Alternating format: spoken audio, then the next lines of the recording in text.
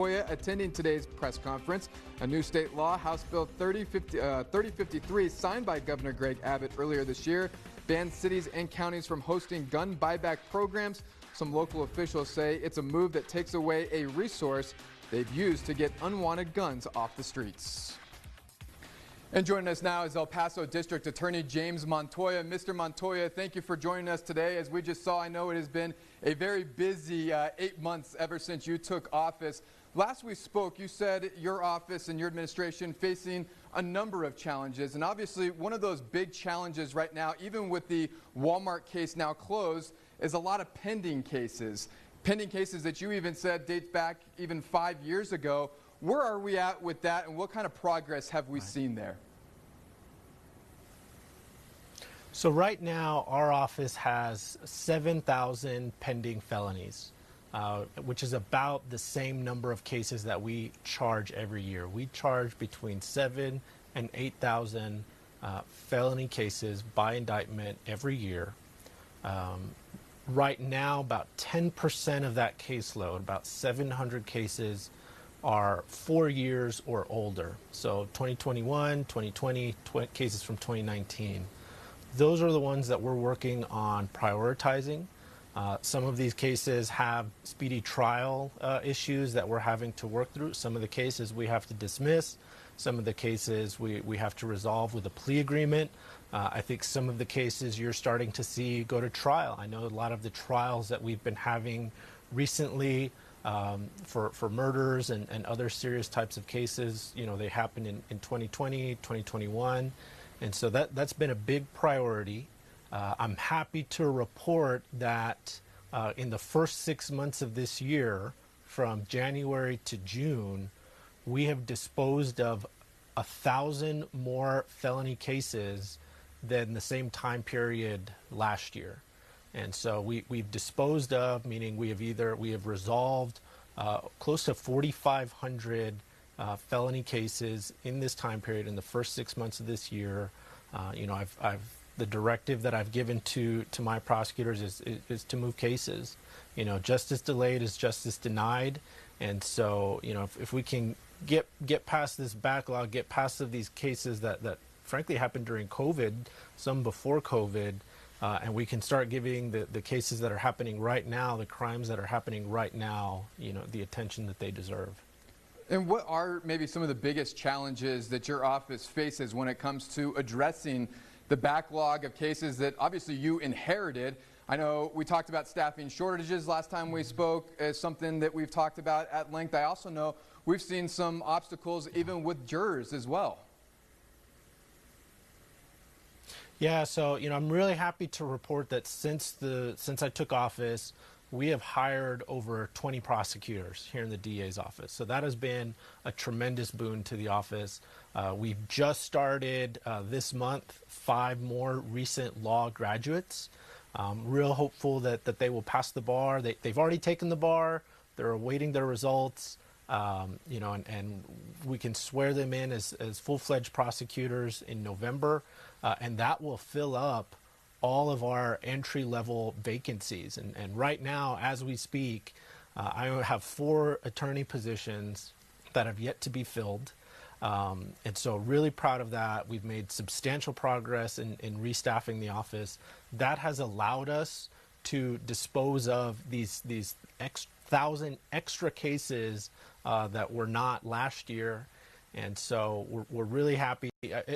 The challenge is time. I mean, we have 8 misdemeanor courts. We have 11 felony district courts.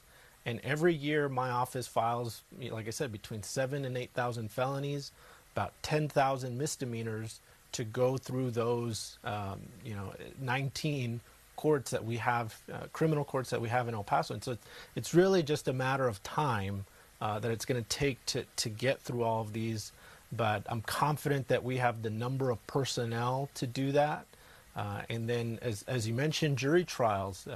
Jury trials are the heart and soul of our criminal justice system.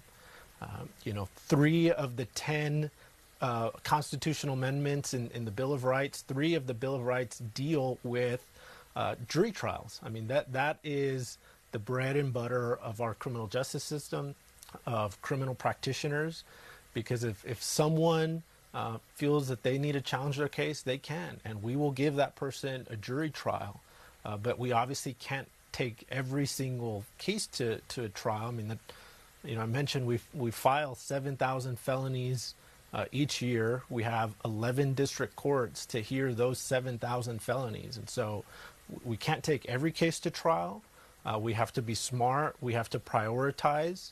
And when we get a jury of El Pasoans here, they're the ones that assess the punishment, and we use the jury's verdict to inform us on how to dispose of the other cases. You know, I know people are frustrated sometimes when they hear that somebody got probation for a first-time DWI, but we have had jury trials for people on their first DWIs, and the jury gives those individuals probation. And so when we make plea agreements to try to resolve those cases, we also give probation. So we use the jury's verdicts to inform how we dispose of the other cases. And so it's really important when folks get a summons to show up, we need you, because you're the voice of the community. You tell us how to prioritize our cases. Yeah. Real quick, Mr. Montoya, and we just saw you take part in that Labor Day DWI campaign alongside some of our local leaders and dignitaries. We typically see these campaigns over holidays like Labor Day, the 4th of July, so on and so forth. How does your office, what's your stance in handling and prosecuting DWIs? Yeah, so, I thought the county judge had made a really good point that, they have these holiday campaigns when we're making a big push to deter people from drinking and driving. But, I really think campaign is a misnomer. I mean, we don't want people driving drunk at any time of the year. This is a safe city. We have a very low violent crime rate. But when people tell me, when constituents and members of our community tell me that they're scared to be on our roads at certain times of the day or after a certain hour, that bothers me. No one should ever feel unsafe here in El Paso County. And so, law enforcement and prosecutors, we do what we can to hold people accountable, to deter them from committing the offense. And if they do choose to drink and drive, we will do everything that we can to catch them and hold them accountable. But really, to address the root matter, to end DWI, we need folks to start making different choices. And we need the members of the community to hold their friends and family members and strangers that they see out in public that have had too much to drink, that are planning on driving, to hold them accountable and to help them make the right choice in the moment, which is to not drive, to come up with a different way to come home. And so that we're making a big push to let people know that. There's been a tremendous proliferation in the number of rideshare applications. Really in 2025, there really is no excuse to drink and drive. You're needlessly placing the members of this community in danger. I've seen too many cases where people kill their loved ones, they kill their friends, or they kill their neighbor or a stranger that just happens to be on the road at the same time. And I don't think that anybody sets out to do that. And really, when people are thinking about going out there, they need to be aware that the choices that they make in that moment could have very disastrous consequences. Mr. Montoya, thank you for your time with us here today. We look forward to speaking with you in the future, and certainly appreciate you being on the program with us today.